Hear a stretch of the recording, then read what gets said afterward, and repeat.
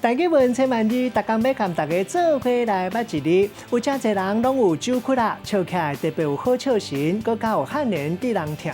今仔日要甲大家小解这一日，咱同齐来看到，这就是窟，酒窟来窟，读考古窟第4条。窟就是迄伫洼地，其中四周围悬，中较低所在，内底若是无水，咱讲是山窟；若是内底有水的，咱讲是水窟。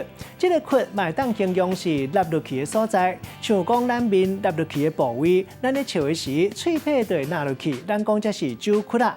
另外，这个窟嘛当算是迄伫洼地单位，像讲一窟水、2窟水。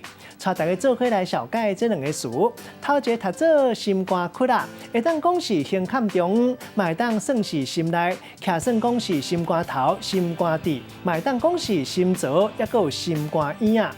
第2个词读做死窟啦水，也就是死水，意思就是停着无流通的水，嘛会讲是死泉。